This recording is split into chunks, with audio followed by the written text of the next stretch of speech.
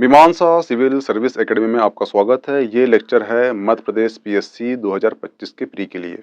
इस लेक्चर में हम चर्चा करेंगे जो 1990 से लेकर 2024 तक जितने क्वेश्चन आ चुके हैं मध्य प्रदेश पीएससी ने पूछ चुका है उसको इसमें इंक्लूड किया गया है। उसके आंसर प्लस उसके कुछ एक्स्ट्रा फैक्ट इसमें देखेंगे। इसमें अभी हम हिस्ट्री की सीरीज लाएंगे, उसके बाद लाएंगे पॉलिटी की, उसके बाद लाएंगे ज्योग्राफी की, उसके बाद एमपी की। ठीक है, जितने क्वेश्चन हिस्ट्री में पूछ चुके हैं उसको इसमें इंक्लूड किया गया है। ठीक है, और ये जो सीरीज है आपके लिए काफ़ी हेल्पफुल होगी 2025 के प्री के लिए, या फिर आपका जो सेट होता है मध्य प्रदेश पीएससी का उसके लिए भी काफ़ी हेल्पफुल होगी। क्योंकि कई बार क्या होता है कि जो आयोग है ये ओल्ड पेपर के क्वेश्चन को उठा के ही पढ़ा देता है वर्तमान में। ठीक है, तो अगर यहाँ से क्वेश्चन बनते हैं तो आपसे बन जाना चाहिए, इसलिए इसके जितने भी एक्स्ट्रा फैक्ट होंगे उसे नोट डाउन कर लेना और जो इसका आंसर होंगे उसे हम देख ही लेंगे। हुआ क्लियर? तो प्लीज़ वो लेक्चर वॉच कीजिए। तो जो पहला क्वेश्चन है वो है भीम बेटिका की खोज किसने की थी? तो भीम बेटिका की खोज हुई थी कब? 1957 में। हुआ क्लियर? और इसकी खोज करने वाला कौन है? तो वो है डॉक्टर विष्णुधर वाकड़कर ने खोज की थी। हुआ क्लियर? और जो भीम बेटिका है इसे 2003 में यूनेस्को द्वारा इसे विश्व धरोहर स्थल घोषित किया है। तो याला फैक्ट तीनों फैक्ट आपके लिए आईएमपी हो जाते हैं, ध्यान रखना। हुआ क्लियर? नेक्स्ट क्वेश्चन है बिंदुसार के शासनकाल में अशोक ने अवंती का महाजनपद जीतकर मौर्य साम्राज्य में मिला लिया था। इसका उल्लेख किस ग्रंथ में मिलता है? ठीक है, तो इसका उल्लेख मिलता है हमें कहां पर? बुद्ध घोष के सामंत पासादिका। बुद्ध घोष की सामंत, ठीक है, जो बुद्ध घोष की सामंत पासदिका है उसमें उल्लेख मिलता है हमें कहां पर? उसमें उल्लेख मिलता है किसका?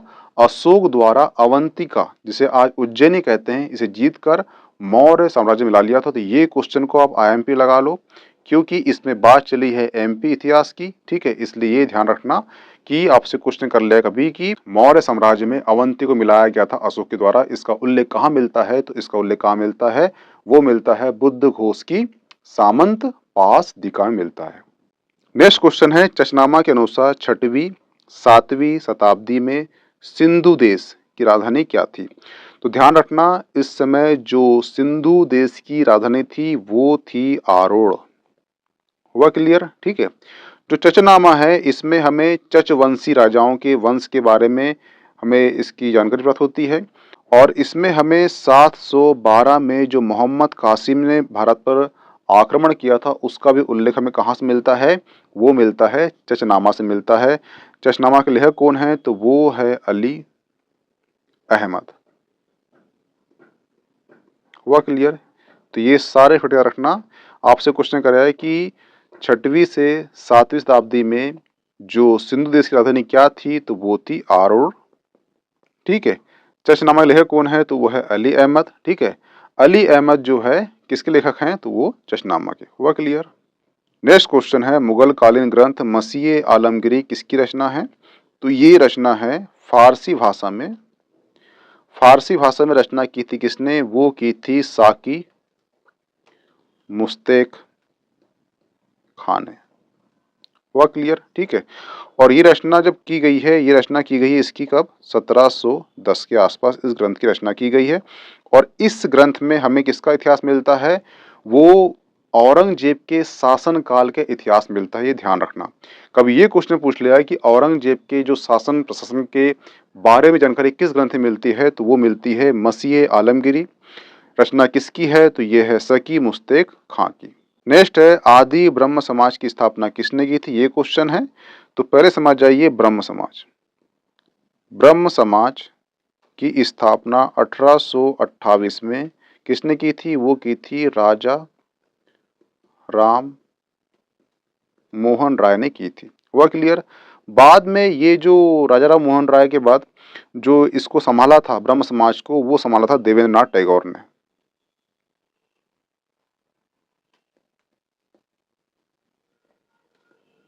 देवेंद्रनाथ टैगोर ने। ठीक है, परंतु इसमें क्या हुआ, बाद में कुछ विवाद हो गया था तो ब्रह्म समाज जो है ये दो भागों में बट गया और एक बन गया इसमें क्या, एक बन गया आदि ब्रह्म समाज बन गया। और जो आदि ब्रह्म समाज की स्थापना है ये की थी किसने, देवेंद्रनाथ टैगोर ने। तो इसका आंसर क्या होगा, देवेंद्रनाथ टैगोर। हुआ क्लियर। नेक्स्ट क्वेश्चन है 1857 में लंदन में प्रकाशित होने वाला समाचार पत्र टाइम्स के संवाददाता थे। उन्होंने लिखा था कि उत्तर भारत में गोरे आदमी की गाड़ी को कोई भी मित्रता पूर्ण दृष्टि से नहीं देखता। यानी कि उत्तर भारत यानी कि भारत का जो उत्तरी क्षेत्र है वहां पर जो गोरे की गाड़ी होती है उसे कोई भी मित्रतापूर्ण देखता। ये कथन किसका था, तो ये कथन था W.H. रसल। और जो ये हैं ये टाइम्स के पत्रकार थे ना, संपादक थे, इन्होंने ये बात कही थी। तो ये जो कोट है ध्यान रखना। नेक्स्ट क्वेश्चन है 19वीं शताब्दी में मध्य में भारतीय राष्ट्रवाद भ्रूण अवस्था में था, इस कथन को मानने वाले इतिहासकार कौन है। ये पूछ रहा है कि ऐसे कौन से इतिहासकार है जो ये कहते हैं कि जो 19वीं शताब्दी हुई है इसमें जो राष्ट्रवाद है ये भ्रूण अवस्था में था। तो इसका आंसर है 1857 की क्रांति में। एक क्वेश्चन पूछता है कि ऐसा इतिहासकार कौन सा है जिसने ये कहा था कि 1857 क्रांति जो है एक राष्ट्रीय आंदोलन नहीं है। तो वो कहा था किसने, वो कहा था R.C. मजूमदार में। किसने कहा था, R.C. मजूमदार ने कहा था। तो इसका पहला आंसर क्या हो गया, जो इतिहासकार नहीं मानता। और जो दूसरे इतिहासकार हैं वो हैं N.N. सेन। ठीक है, ये दो इतिहासकार ऐसे हुए हैं जो ये मानते हैं कि जो 19वीं शताब्दी हुई है उसमें जो राष्ट्रवाद है भ्रूण अवस्था में था। ठीक है, एक क्वेश्चन ये पूछता है कि ऐसा कौन सा इतिहासकार जो ये कहता है कि 1857 क्रांति एक राष्ट्रीय आंदोलन नहीं था। तो वो है C.R. मजूमदार। हुआ क्लियर। तो दोनों जो आंसर हैं आपको क्लियर हो चुके होंगे। नेक्स्ट है ऋग्वेदिक कालीन पणी किस वर्ग के नागरिक थे। तो ध्यान रखना जो ऋग्वेद है, ऋग्वेद में जो पणी वर्ग कहलाता था वो कहलाता था व्यापारी। ठीक है, और ये क्वेश्चन जो है 2019 की पीएससी में पूछ चुका है। नेक्स्ट क्वेश्चन है चंद्रप्रद्योत किस प्राचीन गणराज्य का राजा था। तो जो चंद्रप्रद्योत राजा हुआ है ये हुआ है अवंती का। अवंती का ये क्या रहा है, ये राजा रहा है। हुआ क्लियर, एक महान राजा रहा है, इसलिए ये क्वेश्चन पूछा है। दूसरा क्वेश्चन पूछता है कि इसे एक बार हो गया था पांडु रोग, यानी इसे पीलिया कहते हैं। ठीक है, पीलिया होने के कारण इसकी सेवा के लिए बिंबिसार ने अपने राजवैद्य किसे, जीवक को भेजा था। तो ये भी क्वेश्चन पूछता है कि बिंबिसार ने किस भेजा था, अपने राजवैद्य जीवक भेजा था। किसके लिए भेजा था, तो चंद्रप्रद्योत की सेवा के लिए भेजा था। ठीक है, तो ये दो क्वेश्चन पूछता है। और ये भी क्या, एक महान राजा था किसका, चंद्रप्रद्योत अवंतिका का। हुआ क्लियर। नेक्स्ट क्वेश्चन है रेशम बुनकरों की श्रेणी की जानकारी निम्नलिखित में से किस लेख में मिलती है। तो ये इसका आंसर है मंदसौर अभिलेख में। मंदसौर अभिलेख में इसकी जानकारी हमें प्राप्त होती है।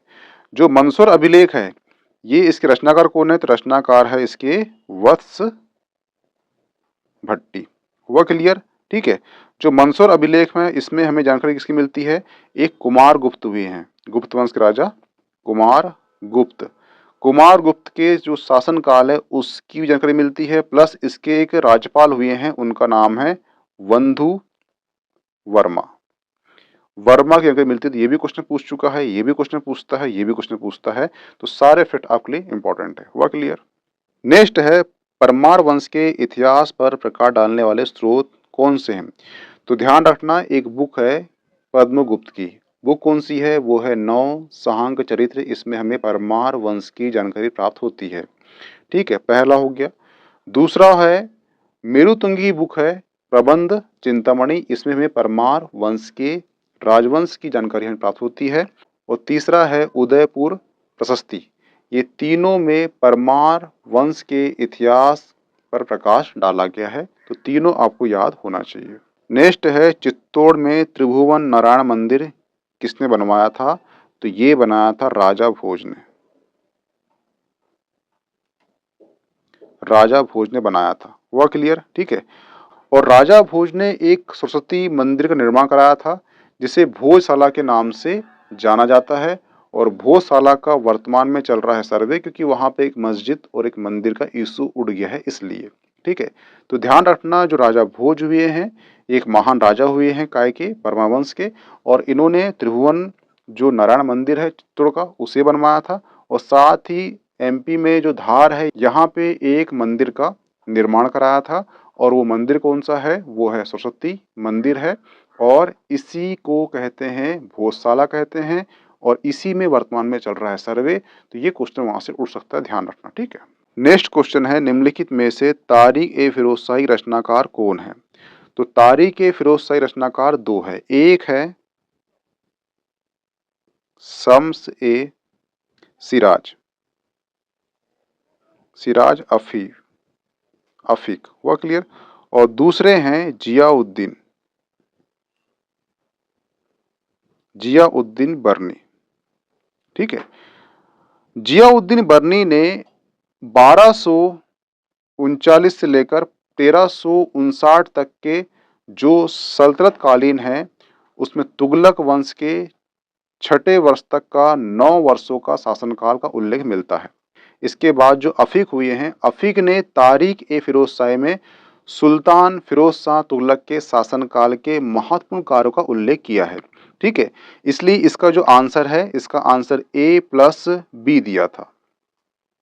ठीक है, क्योंकि उसमें दो आंसर दिए थे, शम्स ए सिराज इसने लास्ट पार्ट लिखा है, और जो पहले का पार्ट किसने लिखा है, बर्नी लिखा है। इसलिए तारिक फिरोज शाही का भी क्वेश्चन कोई आएगा तो इसके दो लेखक हैं, एक है शम्स ए सिराज अफीक और एक है जियाउद्दीन बर्नी, ये ध्यान रखना। हुआ क्लियर। नेक्स्ट है मांडू में जहाज महल का निर्माण निम्नलिखित में से किस शासक ने करवाया था। तो ध्यान रखना जो जहाज महल का निर्माण कराया था वो कराया था गयासुद्दीन खिलजी ने। हुआ क्लियर। जो जहाज महल का निर्माण कराया था गयासुद्दीन तुगलक ने। हुआ क्लियर। यह महल जो है दो तालाबों के बीच में है, एक साइड कौन सा है, एक साइड है कपूर तालाब है, और एक साइड जो है वो है मुंज तालाब। हुआ क्लियर। क्वेश्चन ये भी आता है कि मुंज तालाब और कपूर तालाब के बीच में क्या है, तो वो है जहाज महल है। किसने बनाया है, तो गयासुद्दीन तुगलक ने बनाया है। क्वेश्चन ये भी आता है कि जहाज महल के इर्द गिर्द कौन कौन तालाब है, तो एक है मुंज तालाब, एक है कपूर तालाब। हुआ क्लियर। नेक्स्ट है 1857 में प्रथम स्वतंत्रता संग्राम में भोपाल के किस वीर ने बहादुरी पूर्ण संघर्ष में अपना बलिदान दिया था। तो इसका आंसर है फाजिल मोहम्मद। ठीक है, जो 1857 क्रांति हुई है इसमें भोपाल के फाजिल मोहम्मद ने बहादुरीपूर्ण मुख्य संघर्ष में अपना बलिदान दिया था, ये ध्यान रखना। नेक्स्ट क्वेश्चन है हिंदू विधवा पुनर्विवाह अधिनियम किस वर्ष पारित हुआ था। तो हिंदू विधवा पुनर्विवाह जो है 1856 को ये पारित हुआ था। ठीक है, और इसमें गवर्नर कौन थे, तो वो थे लॉर्ड कैनिंग गवर्नर थे। और यह अधिनियम भारत में विधवा की स्थिति में सुधार के लिए एक प्रमुख सामाजिक सुधार था। ब्रिटिश सरकार ने इसे लागू करवाने के लिए महत्वपूर्ण भूमिका निभाई थी। किसने, वो निभाई थी ईश्वर चंद्र विद्यासागर ने। ठीक है, हुआ क्लियर। एक हुए हैं दयानंद सरस्वती, इन्होंने बोला था वेदों की ओर लौटो, ये भी क्वेश्चन पूछता है, ध्यान रखना। ठीक है, एक डिफरेंस याद रखना कि अगर आपसे पूछता है हिंदू विधवा अधिनियम कब का है, तो ये है 1856 का। हुआ क्लियर। परंतु आपसे पूछ लेगा सती प्रथा अधिनियम कब का है, तो ये 1829 का है। हुआ क्लियर। यहाँ पर भूमिका किसकी थी, वो थी ईश्वर चंद्र विद्यासागर की, और यहाँ पर जो भूमिका किसकी थी, वो थी राजा राम मोहन राय की। डिफरेंस याद रखना। हुआ क्लियर। क्योंकि जब क्वेश्चन आते हैं तो वहाँ पे जब ऑप्शन आते हैं तो उसमें कंफ्यूज होता है, इसलिए ध्यान रखना। सती प्रथा 1829 राजा राम मोहन राय, विधवा विवाह अधिनियम 1856 ईश्वरचंद विद्यासागर। नेक्स्ट है ब्रिटिश भारत में सांप्रदायिक प्रतिनिधित्व की व्यवस्था निम्नलिखित में से किस अधिनियम द्वारा की गई थी। तो ध्यान रखना 1909 में आया था मार्ले मिंटो सुधार, और मार्ले मिंटो सुधार जो आया था, ये सुधार ने ही भारत में हिंदू मुस्लिम की जो दरार थी इसे और गहरा कर दिया। इतना बढ़ा दिया कि 1947 में भारत के 2 टुकड़े हो गए, एक बन गया पाकिस्तान और एक बन गया इंडिया। हुआ क्लियर? ठीक है। इसमें कौन था? एक था कर्जन। जो कर्जन था, कर्जन के काल को बोलते हैं फूट डालो राज करो। तो ये एक्ट उसी का परिणाम था कि हिंदू मुस्लिम में फूट डाल दो और राज कर लो। हुआ क्लियर? और वो जो फूट डली थी वो आज तक चल रही है। इसी कारण से ब्रिटिश से हम आज आज़ाद तो हो गए हैं, परंतु आज भी ब्रिटिश जो है हम पे अप्रत्यक्ष रूप से हम पे राज कर रहे हैं, क्योंकि आज भी हम हिंदू मुस्लिम करके आपस में लड़ रहे हैं, इसलिए। हुआ क्लियर? नेक्स्ट है पुस्तक सत्यार्थ प्रकाश के लेखक कौन है? तो ध्यान रखना, सत्यार्थ प्रकाश के जो लेखक हैं वो हैं आर्य समाज के संस्थापक दयानंद सरस्वती। हुआ क्लियर? दयानंद सरस्वती ने ही आर्य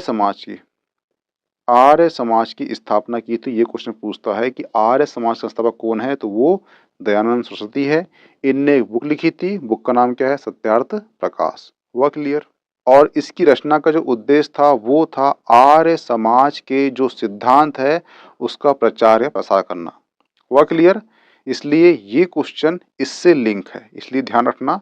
आर्य समाज की स्थापना किसने करी? दयानंद सरस्वती ने की। हुआ क्लियर? और इसी समाज के सिद्धांत थे, इसको प्रचार करने के लिए एक बुक लिखी, उसका नाम क्या है? सत्यार्थ प्रकाश। हुआ क्लियर?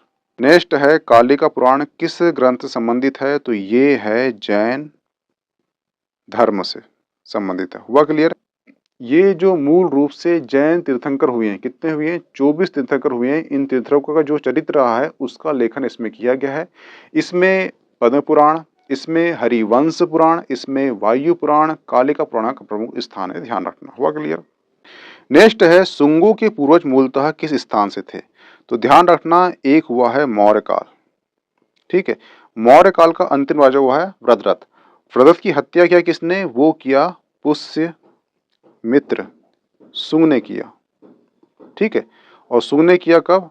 184 ईसा में किया, और तब इसने शुंग वंश की स्थापना किया। ठीक है, तो शुंग जो मूलतः कहाँ के थे? ये उज्जैन के थे, क्योंकि जो मौर्यों का जो शासन रहा है ये उज्जैन में रहा है। उज्जैन में रहा है, और उज्जैन में जो मौर्यों के जो पूर्वज थे उनकी सेवा करते थे कौन? शुंग लोग। और शुंग का ही एक सेनापति कौन हुआ? पुष्यमित्र शुंग हुआ। इसने ही अंतिम राजा मौर्य वंश का वृद्धरथ की हत्या करा और शुंग वंश की स्थापना करा। कब? 184 ईसा में। हुआ क्लियर? तो शुंग मूलतः कहाँ के थे? ये उज्जैन के थे। जो मौर्य हुए हैं उज्जैन में शासन करे हैं, उनके ये सेवक थे। ठीक है, इसलिए जो शुंग लोग हैं कहाँ के मूलतः कहाँ के थे? ये उज्जैन के थे। हुआ क्लियर? तो यहाँ पे जो इस सीरीज का पहला लेक्चर समाप्त होता है। मिलते हैं नेक्स्ट लेक्चर में। इसकी PDF आपको मीमांसा एकेडमी मिल जाएगी, प्लीज ज्वाइन कर लीजिए। Okay, thanks.